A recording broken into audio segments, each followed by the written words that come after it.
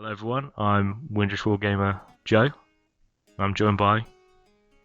Quite cool, Jake, also. Yeah. Smooth. That was smooth, we practiced that. If you made this far, you will have read the title of the video, so it won't be a surprise to you. So we are going to be making Balrogs. What about Collaboration? We've had collaboration already. We've had one, yes. What about Second collaboration? Oh, I don't think he knows about second collaboration, Windrush.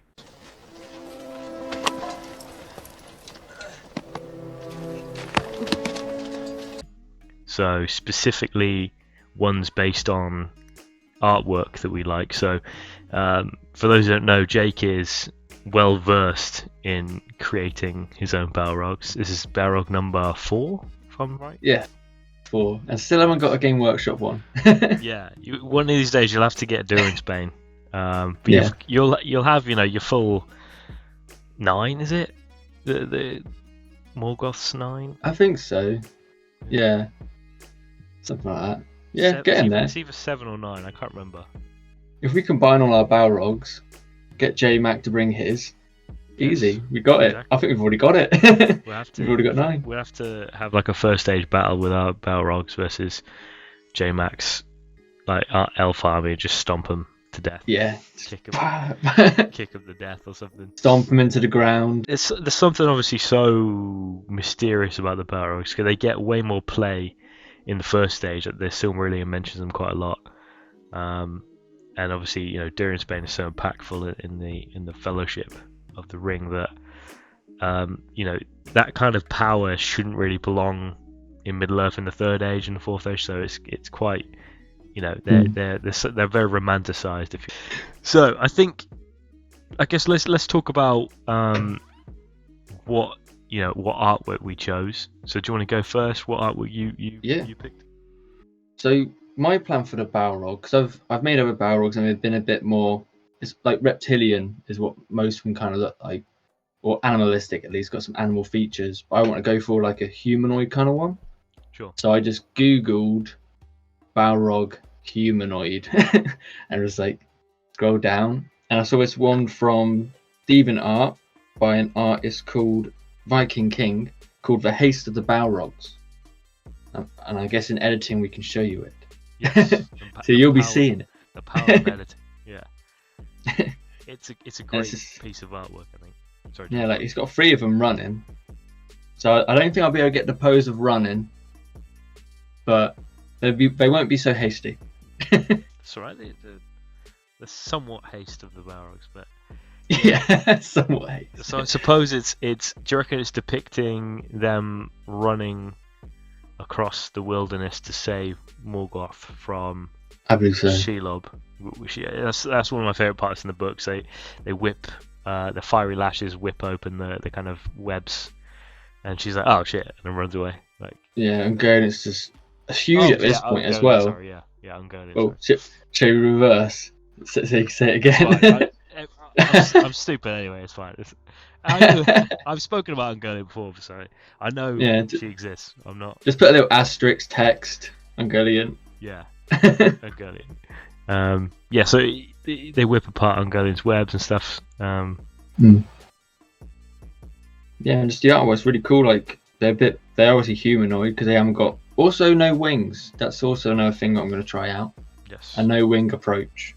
I think that's going to be big because there's obviously a lot of controversy online, and I'm starting to lean as cool as the wings look. I'm starting to lean towards that they don't have wings because it's the same thing. He just uses. I think Tolkien uses the word fly as like runs really fast. I guess yours is a very actually book accurate Balrog, and might I say the artwork looks stunning as well. Like it looks like a Renaissance painting or something. It's definitely very cool. I think it's so weird because I've already done it, so it's kind of like I'm pretending I haven't done it. I think I may do something like that as well. Yeah. Yeah, I don't know. Should I try with my one? So I picked one. Yeah. I picked one by John Howe, legendary kind of painter. Yeah, amazing Tolkienite, I guess we could say, or however you want to say it. And it's a depiction of the Balrog that fights and ultimately dies to Glorfindel. They kind of both cascade down the mountain when he's fleeing Gondolin. And so the depiction is of some incredibly green mountains. I don't know why. And the Balrog is taking a swing. He's a left-handed Balrog, so that was something that probably stood out to me just as an interest.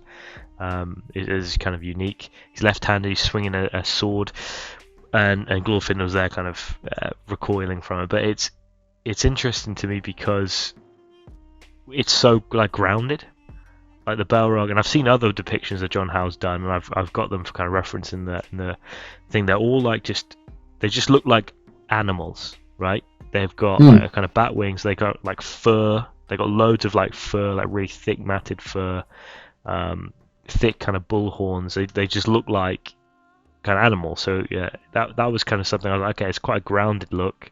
There's less of the kind of fire. So that was something I was kind of interested in. I'll have to sculpt a lot of fur, I think. I remember this is a very, very distinct moment. So about before I got back into the hobby, I remember this was a long time ago now, but I remember telling my brother we would doing some kind of odd jobs in between like uni courses, and I just said to him, I was like, remember that Middle-earth strategy battle game we used to play or whatever? It was Lord of the Rings at the time. He said, yeah. So I've always wanted a Balrog, never got a Balrog. Just as to pass the time, I wanted to buy a couple of Balrogs and have one as like the flame, and I was going to just paint one differently as a shadow, right? So the first model I painted, technically getting back into the hobby, was the Balrog, the original kind of fire Balrog. But I had this one laid around for the best part of a decade now, and I hadn't done anything with it. And eventually I was like, I should probably do something with that. But I don't want to just have just paint it like, with just like a shadow kind of thing. I'd want to convert it a little bit. And so this was kind of the opportunity to convert it into something a little bit more akin to the kind of first age, or at least through John Howe's kind of perspective. So this is kind of, it's like 10 years in the making almost, pretty much. This kind of, that barrel kit has been sitting there unused for ages, and I kind of, finally get to use it. Awoken another Balrog. Basically, yeah. Just like the dwarves dug him up, I just pulled him out of my bits box. So to start things off, I decided to start from the ground up, literally, and find a base. I had a spare Felby base going, and I decided to use it as it kind of fits perfectly when you think about it. Not for Felby's, but for this project. So the rocks on the ground could be the mountain path. It's outside Gondolin. He's chasing some elves who are fleeing, hence the elven weaponry, the Galathrum shields and swords and spears on the ground. So it actually kind of makes sense. So this is a perfect fit. I then jumped over to begin work on the torso. For this, I just used the torso from the Balrog kit. I use this because I could substitute the fire for an actual mane of hair, which, as you can see from various different John Howe artworks, are a clear feature. I wasn't sold on the reptilian type tail. I wanted to make it more bull-like, so fortunately I did have another ogroid tail from Age of Sigmar. This looks exactly like a cow's tail. So far so simple, right? You're thinking, Joe, this is just a Balrog and you've got some Age of Sigmar bits and that's all you can do. I get a little bit weird here. So I picked up these cheap toys made of that kind of soft plastic from Amazon, and I basically turned into that kid from Toy Story, the bad one, and I just start hacking away at the legs. Because it was so thick, I ended up having to use the Dremel on this. I could only use it for short bursts as it decided to melt a lot of the kind of softer plastic. After the legs had been liberated, I was able to size them up against the Balrog legs to see how they kind of fit. And without too much jiggery pokery, they did work quite well. Doing some dry fits, I could see that he was going to be a lot more lanky than the model for Durin's Bane, who's a lot more hunched over, so this will give him some height, make him look more imposing. The left arm would need reposing. This was achieved by sawing it at the shoulder. This allowed me to change the pose from an outstretched arm to one that was swinging in a kind of hook-like fashion. Durin's Bane Balrog has his left hand wide open though, unfortunately. So that means I couldn't use that to grip the sword. So I needed a clenched fist. For this, another toy from Amazon came to the rescue. This time, the Minotaur's left hand and head was sawed off with the Dremel. I did contemplate just sticking the bull's head on it. I think it does look cool and the scale works really nicely, but I wasn't sold on it. It doesn't quite accurately match the depiction from the artwork. The snout was much too long, so I ended up taking the Dremel and just slicing his face off.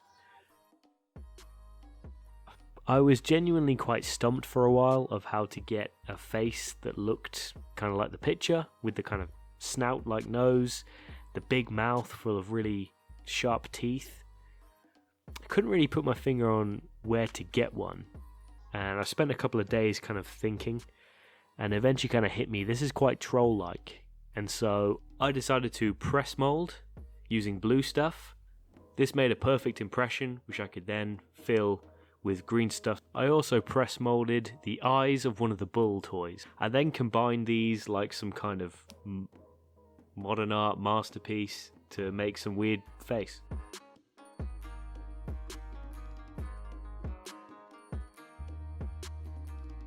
With the basic components of the face finished, I had to then sculpt it to blend them together, extend the mouth, and also sculpt in the brow, but that wasn't the end of my sculpting. I had the spare bull toy so I could salvage his horns. They were sawed off and thinned down using a scraping motion from a craft knife. As I then had to sculpt loads and loads and loads and loads of fur. Nearly went through a whole strip of green stuff just to sculpt in the fur. With every new feature finished, I basically had to just sculpt all the fur around it, so you'll keep seeing me sculpting fur time and time again. The basic process for sculpting fur, which I had to do quite a lot of, I started by using a thin layer of green stuff and then scratching some surface texture using some dental tools. The texture was then smoothed off and rounded off using the real MVP tool, which is just a toothpick. So you can pick them up from any shop you like, and they're really nice for sculpting fur, particularly large clumps on a big monster like this. Make sure you keep your tools lubricated to avoid them sticking to the green stuff and pulling it off the surface. Some of the wing was clipped away just under the elbow. This is to match the artwork a bit more clearly. They were then pinned in place using a length of paperclip. I was happy with the sword shape, but I wasn't happy with the hilt and the crossguard. The artwork has some very sharp, long spikes for the crossguard. For this, I had some heroic scale spears. These are from Fireforge Games. They were simply trimmed away and stuck down to be the crossguard, and if it ain't broke, don't fix it, so I ended up using the hilt of the Balrog sword. Next, I moved on to making the weapon in the right hand, which in this case would be a shadowy lash. If you recall earlier, I said I wanted to incorporate some shadowy themes as opposed to the flame, and this is where I decided to do it. As you can't see his right hand, I had artistic license to do what I wanted. I took the Balrog's fiery lash, and with a bit of chopping and changing, it split into 3 sections. I snipped them away and elongated it to be a very long, single-headed whip. I wanted to do some kind of smoky, shadowy effect as well. That's why there's some cotton wool glued down to where the fire used to be. Anyone who has large monsters will know that they can be a bit of a nightmare on the tabletop. So I decided to magnetize his right hand so the whip could be removed so that wouldn't interfere with any of the other miniatures, friend or foe, that happened to be on the tabletop with him. With this wide shot, you can really see it starting to come together. All this hard work kind of paying off. All of that fur texture just tying everything together. Now we move on to the painting stage. As you might expect, I primed in black. Even though most of the Balrog is black, I wanted the different textures, the horn, the wings, and the fur to all feel a bit different, so I painted them in different styles. For the thick fur, I started by dry brushing in progressively light greys. I then glazed it back down with some black contrast paint. This returned the black hue, and also it glazed between all of the highlights, acting like a film. I wanted the face to have a lot of warmth, so the pink tongue and gums, the orange eyes and the warm bone teeth were all etched in.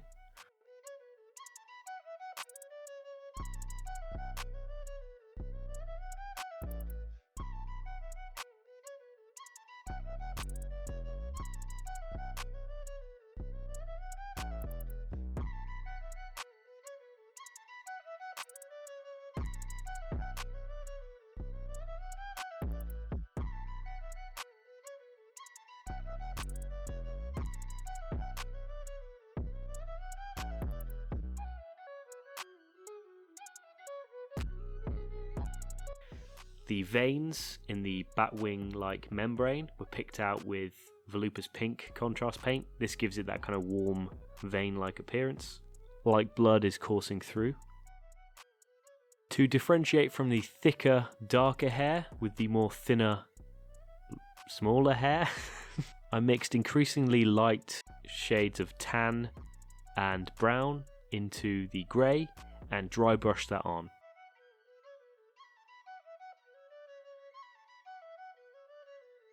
After a few more glazes, I was relatively happy with the overall paint scheme, but I wanted to inject a bit more colour, and that's where the shadowy whip comes. Inspired by some of the ways in which Games Workshop depicts shadows with navy blues and purples and turquoises and some jade mixed in, having black on the top helps sell the shadow effect, with the underside a labyrinth of different colours, with the rich tones being permeated by a single highlight of a kind of more pastel tone, so a kind of lilac for the purple. Various different contrast paints were used to glaze and blend between the colours.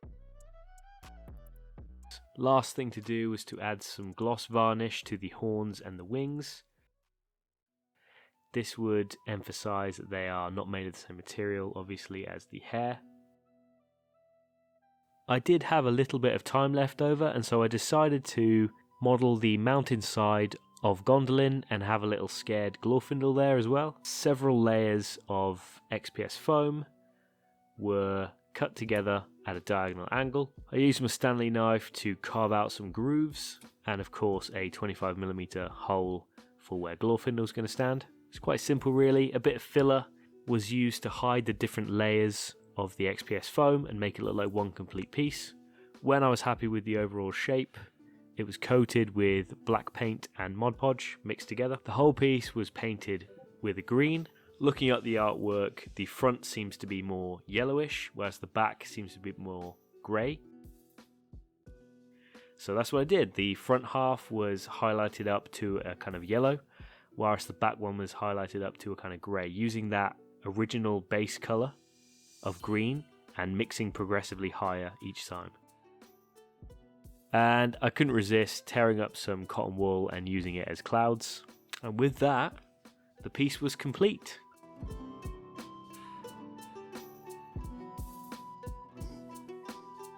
The Balrog is so massive compared to the other Balrog. He completely towers above him. He looks so imposing. And there's Glorfindel there on the cliff shitting his pants. I really like how this piece turned out. It's not completely boring because there's plenty of colour. The greens and the blues and the purples and the oranges really help to make it stand out. If you like this video, please give it a like. If you disliked it, please give it a dislike. If you fancy checking out our quite extensive back catalogue, feel free to do so. If you like the cut of our jib, feel free to subscribe so you don't miss anything. We got tons of terrain making tutorials, we've got tons of hobby stuff to do with MASBG, so really give it a like. Also, if you felt like you wanted to join the Discord and join our community, that could be really cool as well. I was sharing updates with the group of lads in there and getting some feedback and having a good laugh about just how much green stuff I was wasting on the fur. So if that sounds like something you might want to do, feel free to click the link below.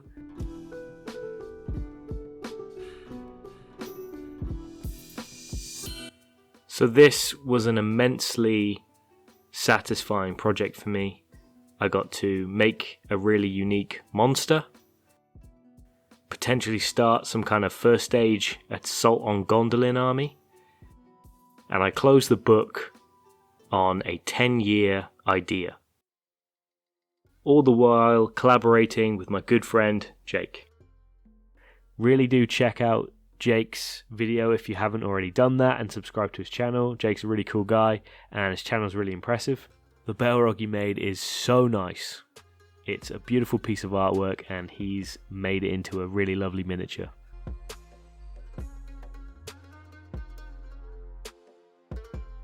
I have and hopefully will continue to be Joe from Windrush Wargamers. I want to thank you very much for watching. Hopefully I'll catch you in the next one.